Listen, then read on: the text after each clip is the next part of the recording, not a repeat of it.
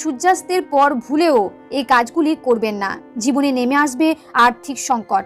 বাস্তুমতে এমন অনেক কাজ রয়েছে যেগুলি সূর্য ডোবার পর একেবারেই করা উচিত নয়। সূর্যোদয় ও সূর্যাস্ত মানে দিন ও রাতের সংযোগস্থল, তাই শাস্ত্রে এই সময়টিকে অত্যন্ত গুরুত্বপূর্ণ বলে মনে করা হয়। তাই সূর্যাস্তের পরে এমন অনেক কাজ আছে যেগুলি কখনোই করবেন না। এতে আপনার পরিবারে যেমন সুখ সমৃদ্ধি থাকবে না, তেমন আর্থিক উন্নতি করতে পারবেন না। এবার জেনে নিন সূর্যাস্তের পর কোন কাজগুলি করবেন না। সন্ধেবেলা ঘুমাবেন না। অনেকে সন্ধেবেলায়ও ঘুমিয়ে থাকেন। শাস্ত্রমতে সন্ধেবেলা ঘুমাতে নেই, কারণ এর ফলে তাদের বয়স কমে। পাশাপাশি বাড়িতে নেতিবাচক শক্তির প্রসার ঘটে। আবার ধর্মীয় দৃষ্টিতে মনে করা হয় সন্ধেবেলা লক্ষ্মীর আগমন ঘটে। এ সময় পরিবারের সদস্যদের ঘুমাতে দেখলে দেবী রুষ্ট হয়ে চলে যান।